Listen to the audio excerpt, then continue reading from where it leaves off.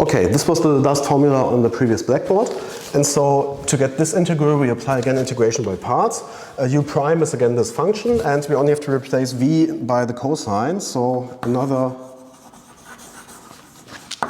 integration by parts with this time v of x is the cosine of x and v prime of x is minus the sine of x. And this yields that this integral on the right hand side, if we now forget about this constant for a moment, the integral from a to b of e cx cosine of x dx is now the product of u and v, and this is e to the cx times the cosine of x divided by c.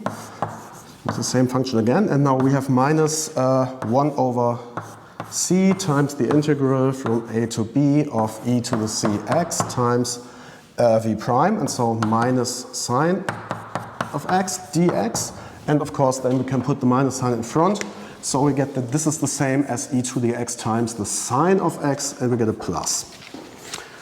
Okay, so now let's insert this in the above formula. So we get that the integral from a to b e to the cx sine x dx, and now we just merge this term and this term. We insert this in here, so we get this term with another c in front. So this is e to the cx sine x over c minus e to the cx cosine of x over c squared because of this additional 1 over c. So this in the boundaries from a to b minus, and now we get this 1 over c and this 1 over c, so 1 over c squared. The integral from a to b e to the cx times sine x dx. And now all we need to do is to kind of reformulate this or to rewrite this and solve this for this integral term. Namely, if we just bring this integral term to the other side, we get 1 plus 1 over c squared, integral from a to b e to the cx sine x dx is this term here, and I simplify this a bit by bringing this into the same denominator. Then we can write this as e to the cx times c sine x minus cosine x divided by c squared from a to b. So, and now we're almost done. We just need to multiply by the inverse of that constant, and this is of course the same if you just take a closer look here as c squared plus 1 over c squared. So we multiply everything with c squared over c squared plus 1, and so we see what happens to the denominator. Then it follows that the integral from a to b e to the cx sine x dx is the same as e to the cx c sine x minus cosine x divided by c squared plus 1 in the boundaries from a to b. Okay. This probably shows you that computing integrals can be quite some work. This was already a long computation for this function, and there are way more complicated examples, but this is kind of how you can also get integrals by smartly using the integration by parts formula. Okay, integration by parts was using the product rule backwards basically, and so what we next want to do is to use the chain rule backwards. This method is then called integration by substitution, because we kind of substitute a variable for a function.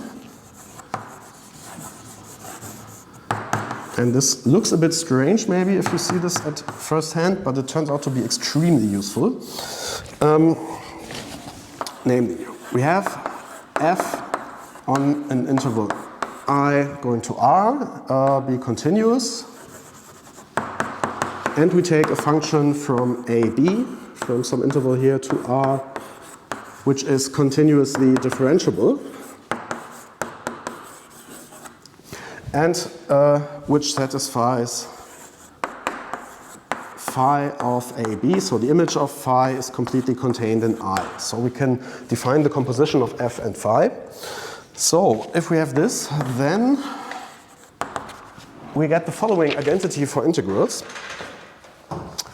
The integral from a to b of f of phi of x phi prime of x, let me call this t at this point, I'm sorry, phi of t, phi prime of t dt. So this formula here, these two functions, I mean this is again a product, but we can drastically simplify this because this is the same as the integral of f of x dx, where phi is gone here, but it only occurs here by the new boundaries because we need to transform here this a and b by phi of a and phi of b. This is substitution. Okay, and we shall derive this from the chain rule. And this almost looks a bit like the chain rule, and we shall see why now in the proof. So first of all, f is a continuous function. So since f is continuous, it has an antiderivative.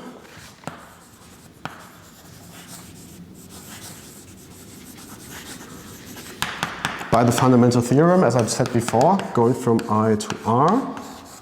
Okay, and this is a differentiable function with, which gives you f. And then we get that the derivative of the composition of this capital F with phi is just by the chain rule. So here's really the chain rule. This is small f, the derivative at phi of x. Sorry, let me call this t. So it fits with the above notation. Phi of t times the inner derivative times phi prime of t. This for all t in I. Okay, now this is the integrand of the left-hand side, so let's check what this means on integral level. This means that the integral from a to b of f of phi of t times phi prime of t dt is the same as the integral from a to b of the derivative of f composed with phi of t dt. Now, this by the fundamental theorem of calculus, so this is some function where we know obviously the antiderivative. So this by the fundamental theorem is just f of phi from b to a, so inserting this as a value, so f composed with phi of b minus f composed with phi of a. Okay, let's write this explicitly. This is f of phi of b minus f of phi of a. But now since f is an antiderivative of small f, we can now use the fundamental theorem again, but in the other direction. So this, again, by the fundamental theorem of calculus, this is the same as the integral of from phi of a to phi of b of small f of x dx, simply because capital F is an antiderivative. And this is what we wanted to show. Okay, now how can we use this? First of all, I want to give you an overview. I want to form a corollary with some kind of standard situations in which you can really apply this chain rule, and where you can see that kind of some things can be simplified. And let me just summarize them all in one corollary. Corollary 526.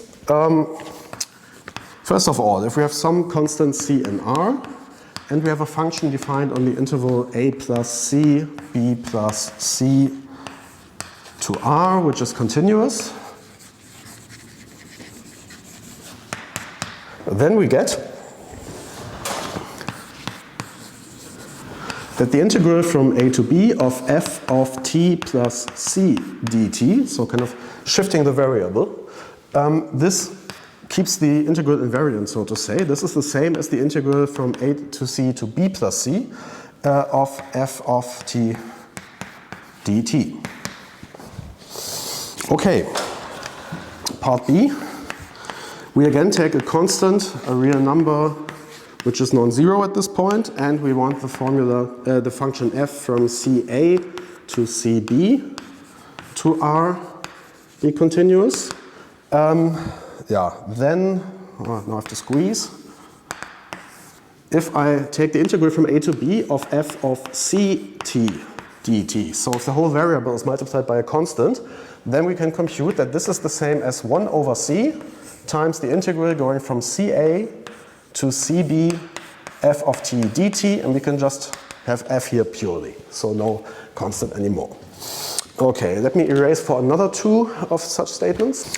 Okay, the third interesting case, we take a function from a squared b squared to r, which is continuous. Then the following integral can be computed. The integral of t times f of t squared dt.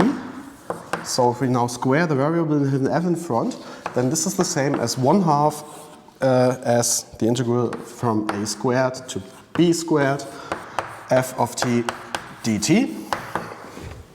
And finally, now a slightly different version, if phi is continuously differentiable,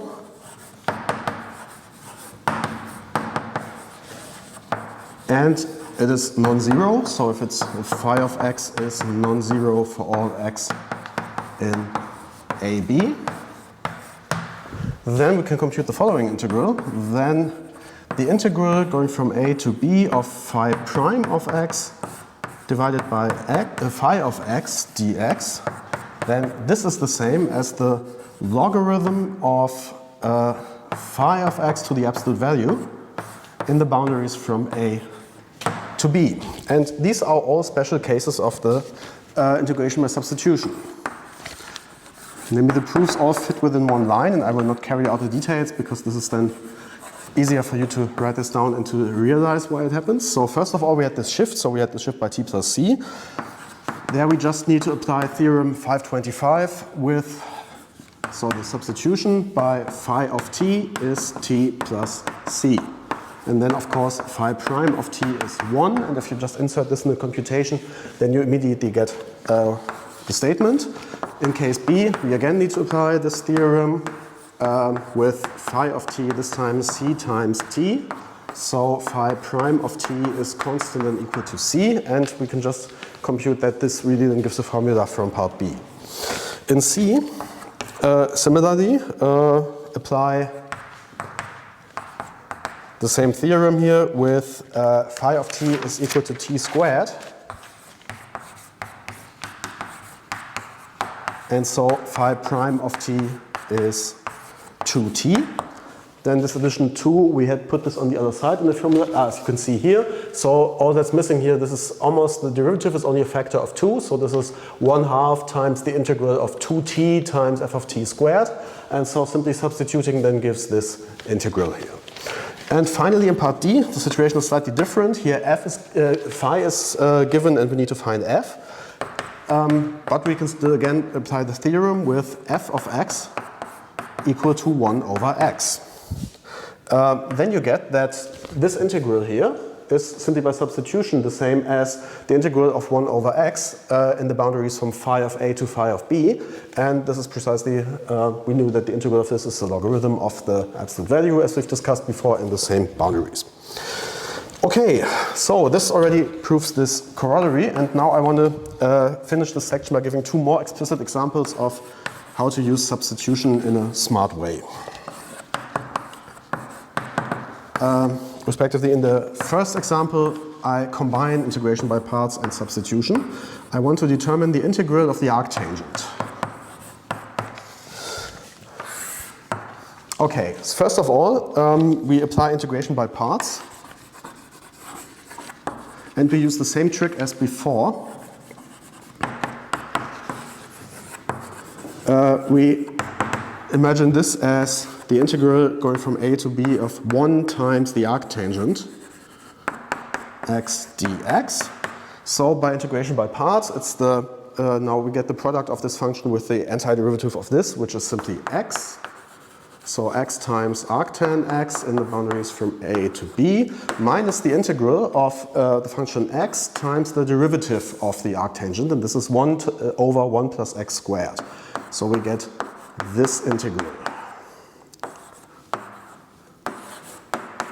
Okay, and now we have to substitute in a smart way. Namely, what we now do is that we substitute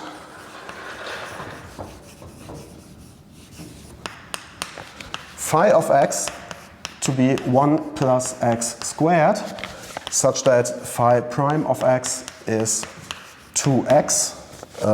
Yeah, this is just the derivative here. And so applying this, we get that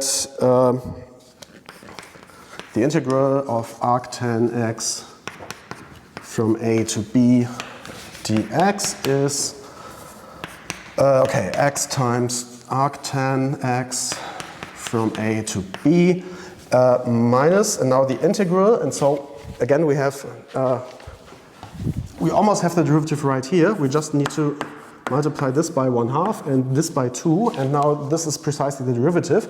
So it's basically the situation, or it's not basically, it is the situation of part D of this corollary. So what we get here is the antiderivative there. So by this corollary, it's the logarithm of phi of t squared. So sorry, phi of x in this situation, 1 plus x squared. And since we see that this is always positive, we can forget about the absolute value. And so this is just the logarithm of 1 plus x squared from a to b. So let's just write this together.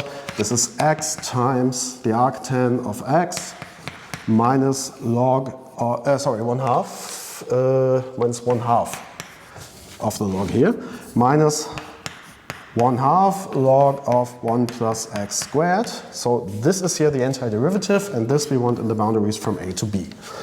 Again, that's a function which is highly non-obvious. So if I would ask you to guess a function whose derivative is the arctan, I think it's almost impossible to come up with these situations, with these solutions on the spot. But this is how we get it. Now, another function. And now we basically use substitution the other way around, which also turns out to be quite useful sometimes. Namely, we want to compute the integral from -1 to 1. So hey, numbers, wow. Of the square root of 1 minus x squared dx. And before I compute this, let me do this geometrically. Namely, the graph of this function is actually quite interesting.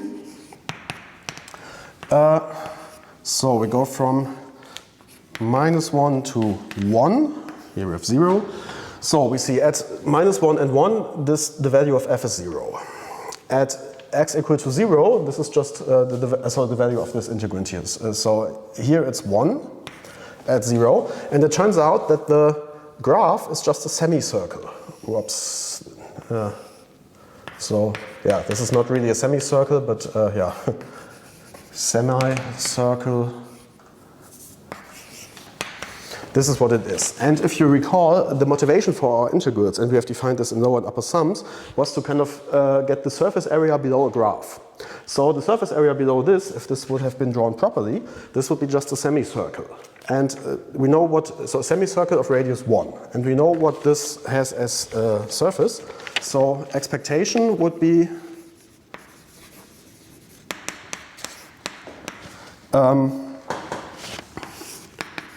this integral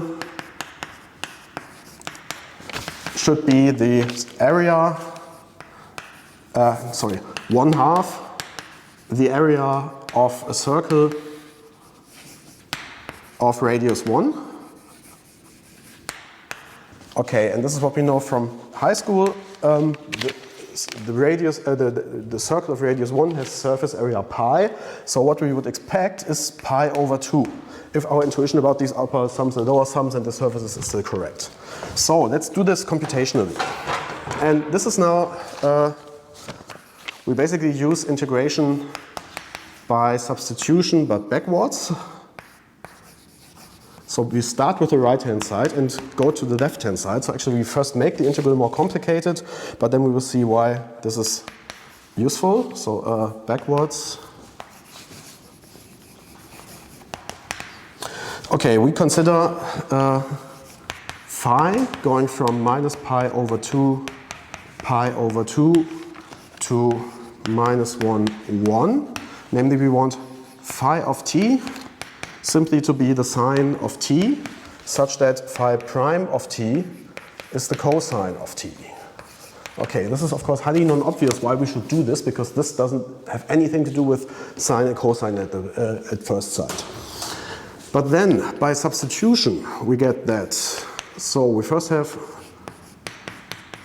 the square root of 1 minus x squared dx. And if we consider this as our function f of x, we can now get that if we insert this phi and follow the substitution here we get phi to the minus 1 of minus 1, phi to the minus 1 of 1. I will include this explicitly in a bit, just that we see this once. So this has to be the same as here, 1 minus phi of t squared times the derivative phi prime of t dt. So this is now the integration by substitution formula.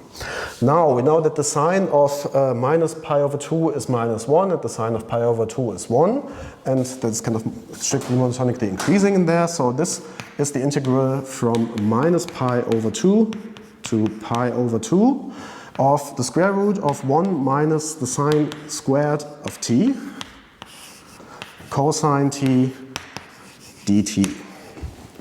Okay. Now, we know that the sine squared plus the cosine squared is 1. So what's actually here is the cosine squared.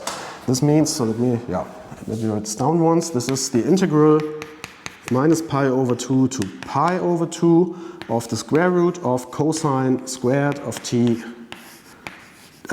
times the cosine of t dt, but we know that, and this is something we have proven when we talked about trigonometric functions, that the cosine is non-negative on this interval here, from minus pi over 2 to pi over 2.